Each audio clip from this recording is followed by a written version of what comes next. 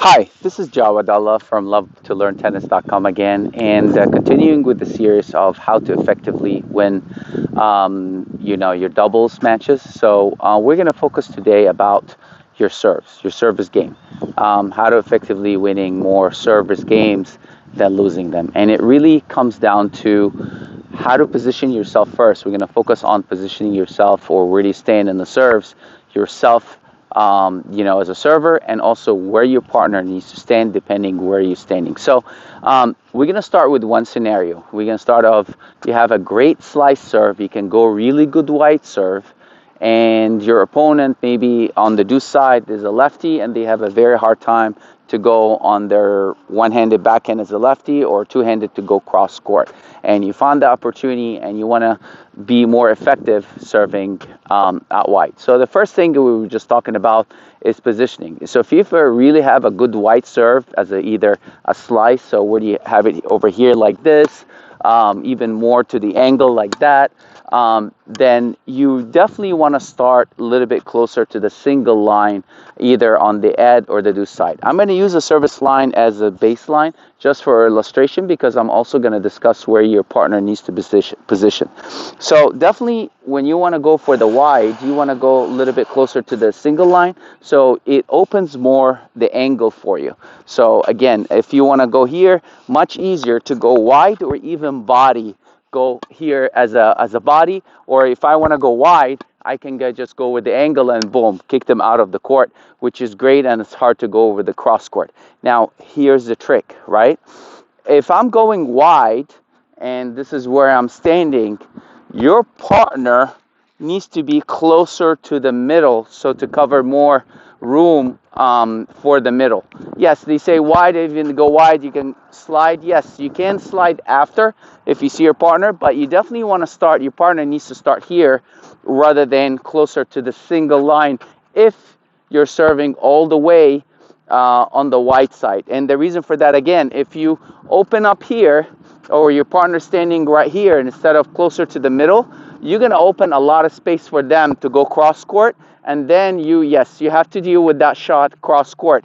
But if your partner is closer to the middle, you're closing down the gap, so you force them to hit a better cross court, or force them to hit a better angle cross court if they want to go cross court. And of course, they're still taking the chances down the line, so you want to just slide down, take one step if you feel like they're trying to go down the line and you still close. But again, you want to give them that sense that you're tightening up the gap, and there's the margin getting smaller for them to go cross court. So this is very important to know how to position yourself as wide and where your partner is, because again, if your partner closer to the single line, not closer to the middle, you're still giving them a lot of room to go cross court, and they can go up the middle or even go wider for the cross court. Now, moving on to the tee. The only thing about, before I move on to the tee, actually I forgot to mention, is the downside serving closer to the single line. You're going to have a hard time. It's going to be harder for you to go up the tee, or the like closer to the tee, if you want to nail their backhand. So let's say they are two-hander backhand with a righty and you want to go to their backhand. It's very difficult to go up the tee because you already open up the angle. So you really have to nail it, and they still can slide over to to their backhand to hit a forehand with this. So standing closer to the single line is very difficult to go up the tee. And this is where you start thinking about, okay, if I want to, let's say they're a righty and they have a weak backhand two-handed and they go inside out or one-hander or slice, then yes, you need to start closer to the middle, and actually as close as you can to the middle, where here, of course, behind the baseline, and you can try to serve. So this is a lot easier. If you really want to go up the tee, you start closer to the middle, and then boom, you can go right to their backhand. So it's much better to do that when you're actually closer to the tee than going wide if you want to go to their backhand, or if they're righty, going up the line. Now, again, positioning for your partner, because it's not enough for you just to serve well up the tee. your partner needs to follow where they need to stand. So if you're serving at the tee, your partner has two choices, or where you need to stand. The first one is doing I formation. So basically, you can be on the same side, and they can duck down and then wait until you serve to cross. If you're standing up here, you're on a big chance that you can get hit in the head when they're serving, even on the I formation, because if your head is above the net level and they're serving and they're right up here like this, it's very dangerous, and they can get hit. So you really need to duck down at least under the net height and bend the knees and go like that and even closer, or you can go like this and just stand, wider feet, and then once the serve go in, you coordinate, decide where do you want to stand with the poaching sign or stay, which we're going to talk about later. Another option for your partner, if they don't want to be an I formation, then definitely for safety purposes, they need now to be closer to the single line, because you're already serving from the tee. You don't want them to get hit, or you're in the path where they serve, because it's still going to be hard for you to go wide.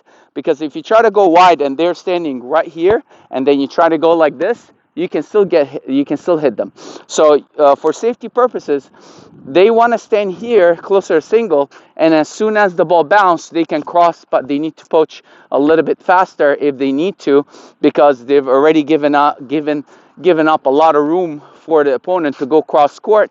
But again, you take away the angles when you serve at the tee, taking away the angles from them. So still across court is going to be very hard if you go in up, to their backhand. So, your partner still have a good chance to poach, even when they're, closer to the single line than closer to the middle. Again, for safety, I've seen a lot of players, unfortunately, even on a high level, they serve closer to the middle, and their partner right, like the area between in the box. And I cannot describe how many times they got hit in the head or in the back while they're serving, because they don't know where their partner's standing, or they're not away enough from the single line. So this is something you definitely want to pay attention to. Where do you want to stand, and what do you want to do? And obviously the same thing applies on the ad side, serving wide closer to single, and then where they need to stand, and then closer up to the middle. Either you do I formation, or they serve closer to the single when you're up